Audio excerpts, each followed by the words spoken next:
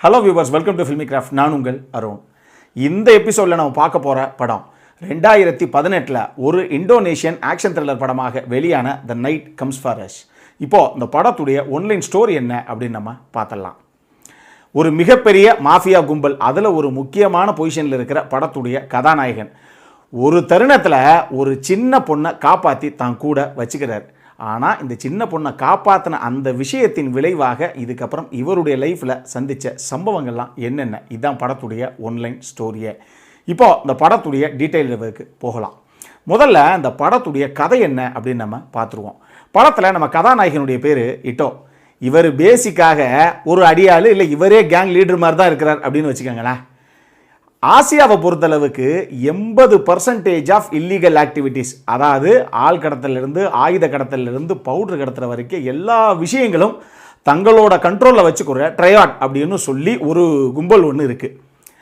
அவங்களுக்கு கீழே முக்கியமான 6 பேர், 6 C's அப்படின்னு சொல்லப்படுற ஒரு 6 பேர் இருக்கிறாங்க. இந்த 6 பேர் இருக்க வரைக்கும் நம்மளை யாரும் டச் பண்ண முடியாது அப்படின்னு நினைக்கிறாங்க அவங்க. இந்த 6 பேர் யார் அப்படிங்கிறத ரொம்ப கிளியராக இவங்க இந்த படத்தில் பெருசாக வெளியே சொல்லலை, ரிவீல் பண்ணலை. பட் இருந்தாலும் இதில் ஒரு நபர் தான் நம்ம கதாநாயகன் அப்படிங்கிறது மட்டும் நம்மளால் புரிஞ்சுக்க முடியுது. படத்துடைய ஆரம்பத்திலேயே கடலோர பகுதியாக ஒன்று காமிக்கப்படுது. அங்கே ஒரு 10-11 வயசு இருக்கக்கூடிய ஒரு சின்ன பொண்ணு மயங்கி விழுந்த நிலைமையில் கிடக்கிறான். அவள் இருக்கிறது ஒரு கிராமம். அந்த கிராமத்தையே கம்ப்ளீட்டாக சூறையாடி இருக்கிறவங்க எல்லாத்தையும் குருவி சுடுற மாதிரி ஒரு டீம் சரமாரியாக சுடுறாங்க. அந்த டீமை அங்கே கூட்டுட்டு போனது நம்ம படத்துடைய கதாநாயகன் தான். அவரை அனுப்புனது அந்த ட்ரையட் கும்பல். இப்போ எதுக்காக இவங்க அங்கே போய் இருக்கவங்க எல்லாத்தையும் சுட்டு தள்ளுறாங்க அப்படின்னு கேட்டிங்கன்னா, இந்த ட்ரையடுக்கு வர வேண்டிய பணத்தை, ட்ரக்ஸை, இது எல்லாம் அந்த கிராமத்தை சேர்ந்த மக்கள் திருடிக்கிட்டாங்க அப்படிங்கிறதுக்காகத்தான் இந்த பனிஷ்மெண்ட்டு. சிக்கிறவங்க எல்லாத்தையும் குருவி சுடுற மாதிரி சுட்டு தள்ளுங்கடா அப்படின்னு சொல்லி தான் நம்ம கதாநாயகன் உட்பட எல்லாரும் அந்த கிராமத்துக்கு போனது. இப்போ அந்த மயங்கின நிலைமையில் இருக்க பொண்ணு அப்போ தான் சுயநினைவு வந்து எந்திரிக்கிறா. எந்திரிக்கும் போது அவளுடைய அப்பா அம்மா 2 பேரும் துப்பாக்கி முனையில் அங்கே உட்காந்துருக்காங்க. இப்போ தயவு செஞ்சு இந்த இடத்த விட்டு ஓடிடு, இவங்க கிட்ட சிக்கணுன்னா ஒன்றையும் கொன்றுவாங்க அப்படின்னு அந்த அப்பா அம்மா கத்தி கதறிட்டு எந்திரிச்சு ஓடி வரும்போது அவங்க 2 பேர்த்தையும் இந்த டீம் சுட்டு தள்ளுது. அந்த பொண்ணு மட்டும்தான் எந்திரிச்சு நின்று இப்போ பதட்டத்தோடு பார்த்துக்கிட்டு இருக்கா. அந்த தருணத்தில் கதாநாயகன் அப்படி வந்து பக்கத்தில் நிற்கிற அந்த கும்பல் நிற்கிறாங்க இல்லையா, சுட்டுட்டு இருந்தவங்க, அவங்க கிட்ட ஒரு கன்னை வாங்குறாரு. அந்த ஷாட் அப்படியே கட் பண்ணுறாங்க. ஆனால் துப்பாக்கி சத்தம் அடுத்து தெரிக்குது தோட்டாக்கள் எல்லாம். ஆனால் என்ன நடந்ததுங்கிறது காட்சிகளாக நமக்கு காட்டப்படல. அந்த சீன் அப்படியே கட் பண்ணப்பட்டு நேர நம்ம ஹீரோவுக்கு ஷின்டா அப்படின்னு சொல்லி ஒரு காதலி இருக்காங்க. அவங்க ஜக்கார்ட்டாவில் ஒரு அப்பார்ட்மெண்ட்டில் ஒரு ஃப்ளாட்டில் இருக்காங்க. இந்த சின்ன பொண்ணை கூட்டிகிட்டு நம்ம கதாநாயகன் நேர தன்னுடைய காதலியுடைய ஃப்ளாட்டுக்கு வர்றாரு. வந்தால் அப்போ தான் நமக்கு ஏதோ ஒரு விஷயம் புரியுது. ஏதோ ஒரு சம்பவம் நடந்திருக்கு, இந்த பொண்ணை இவர் காப்பாற்றி கூப்பிட்டு வந்திருக்கார் அப்படிங்கிறது நமக்கு அங்கே தெரியுது. ஆனால் நம்ம அந்த ஃப்ளாட்டுக்கு வந்த கதாநாயகனே ஹெவிலி இன்ஜுரிடு ஏற்கனவே.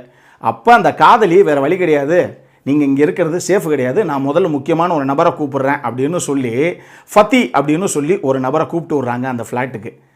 யார் அந்த ஃபத்தி அப்படின்னா, அப்போ தான் இன்னொரு விஷயம் ரிவீல் ஆகுது நமக்கு. ஆக்சுவலி அந்த பெரிய மாஃபியாவில் போய் ஜாயின் பண்ணுறதுக்கு முன்னாடி ஹீரோ இங்கே ஒரு சின்ன லோக்கல் கேங்கில் முக்கியமான ஒரு நபராக இருந்தவர்.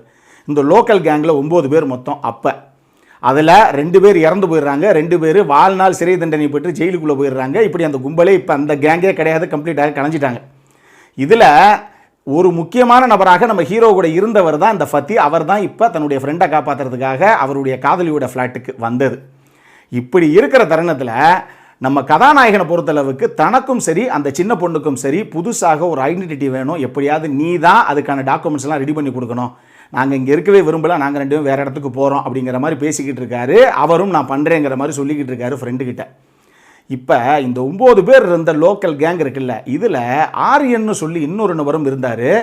அந்த நபருக்கும் நம்ம கதாநாயகனுக்கும் அப்போவே ஏற்கனவே பல வாக்கியா தகராறு, பஞ்சாயத்து 2 பேத்துக்கு நடுவில்.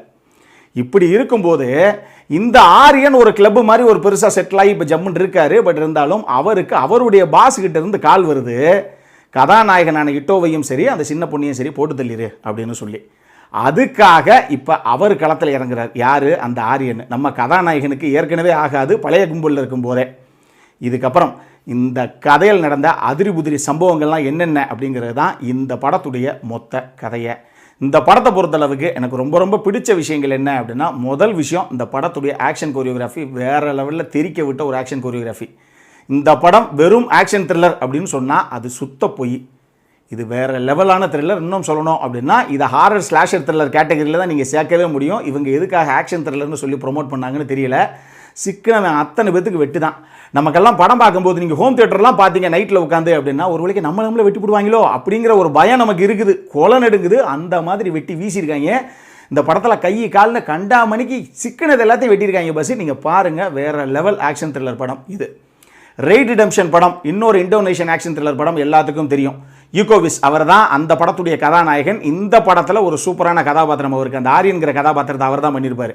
அதே மாதிரியே இந்த படத்துடைய கதாநாயகனான ஜோய் தஸ்லீமும் சரியான ஒரு ஆக்ஷன் சீக்வன்ஸ் எல்லாம் பண்ணியிருப்பார். இந்த படத்தில் இவங்க 2 பேருமே பேசிக்காக நல்ல ஃபைட் சீக்வன்ஸை ஹேண்டில் பண்ணக்கூடிய ஹீரோஸ்.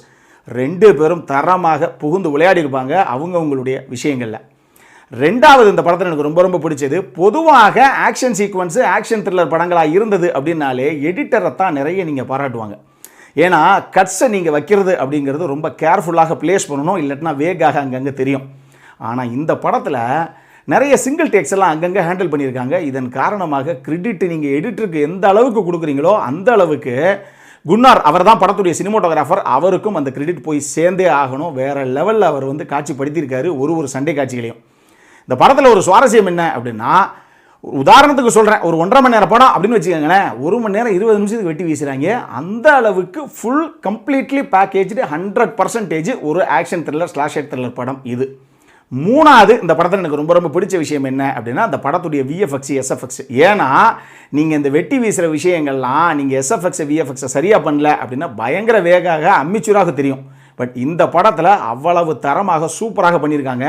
அதில் ரொம்ப எனக்கு பிடிச்ச சீன்ஸ் அப்படின்னு பார்த்தீங்கன்னா, ஒருத்தர் பேசிக்கிட்டே இருக்கும்போது வாய்க்குள்ளே கத்தியை விட்டு கண்ணத்தை வெளியே எடுத்துடுறாங்க. பஸ் யோசிச்சு பாருங்கள், ஒருத்தருக்கு இந்த பக்கம் கத்தியை கொடுத்து இந்த பக்கம் வெளியே எடுத்துருப்பாங்க, அந்த கத்தி எந்த பக்கம் எடுக்கிறது அப்படின்னு ஒரே கன்ஃபியூஷன் ஆயிரும் அவங்களுக்கே கடைசியில்.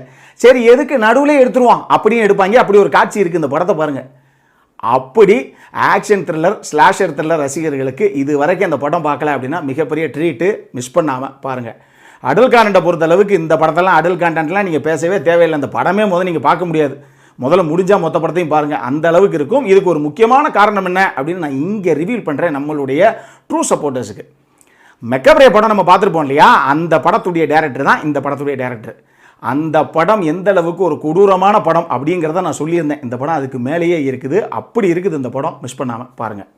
இந்த படம் நெட்ஃப்ளிக்ஸ்லேயே உங்களுக்கு சப்டைட்டிலோடு அவைலபிளாக இருக்குது, பார்த்து மகிழுங்கள். இந்த படத்திற்கு ஃபில்மிகிராஃப்ட் கொடுக்கக்கூடிய ரேட்டிங் 7 out of 10. இப்போ நம்மளுடைய அடுத்த செக்மெண்ட்டான இன்ட்ரெஸ்டிங் ஃபேக்ட்ஸ் அபவுட் தி மூவிக்கு போகலாம்.